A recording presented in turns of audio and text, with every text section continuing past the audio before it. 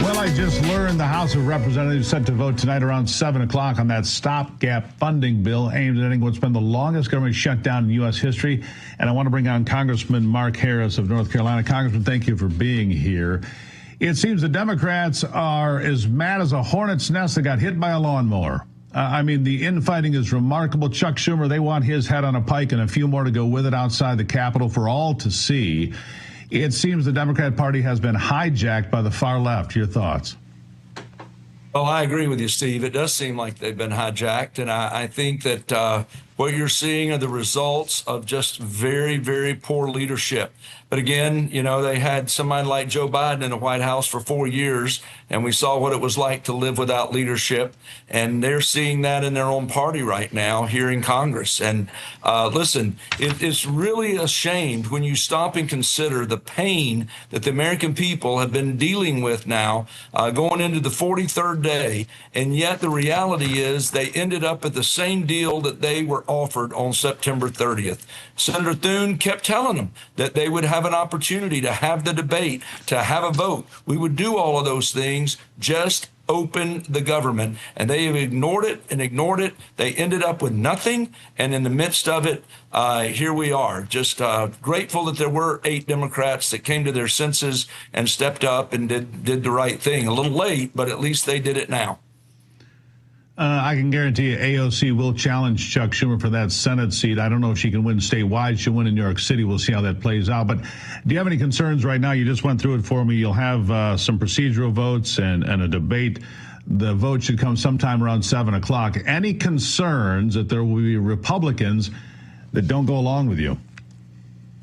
Well, there's always some concerns. You never know. We tend to be an independent-minded group of people. But everything I'm hearing is looking that for sure people recognize it is so important for us to get this government open so that we can get back to the America First agenda.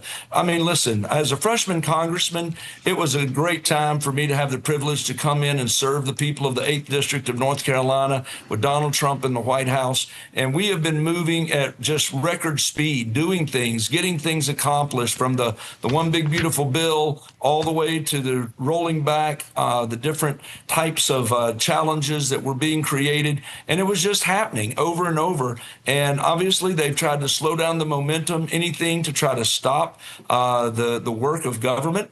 And here we are. And I'm just excited to be able to get back and let's get this passed tonight, get the government moving so we can continue to try to move the president's agenda forward. Yeah, my warning to Republicans right now, though, is do not overlook this word, affordability. It's what got Mamdani elected in New York City. It's really what got Donald Trump elected in 2024. It is going to be on the mind of voters come midterm election time. So how do we return affordability, make sure that people can buy houses before they're 40 years old so they can pay the rent, pay the groceries, pay childcare? What can the Republicans do to move that needle before the midterms? Well, I think the president over the weekend, even, you know, we talk about this whole issue of health care. I think the conversation needs to be held, and it's going to be held, because this whole ACA was never, we call it the Affordable Care Act. It was everything but affordable. It never has been. And Republicans tried to say this from the beginning, that it would collapse on itself without incredible government spending that was just unsustainable. And I think that's exactly what we've seen. And so this was the deadline that the Democrats put on themselves. It's coming the end of December with these COVID era subsidies. I think the president is looking at it correctly. He's talking about putting money back in the pockets of Americans instead of the insurance companies, which are taking our money and then continuing to raise rates out the yazoo.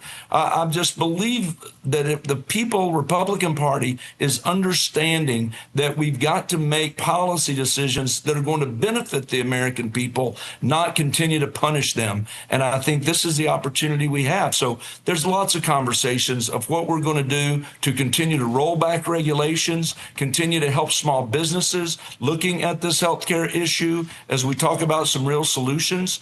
I think there's a number of things that are on the horizon as we get back to work here. Well, Congressman, I know you have a very busy day and you carved some out for us. We truly appreciate you taking a moment. We'll watch the vote tonight and we wish you well, sir. Thank you. Thank you, Steve. It's always a pleasure to be with you.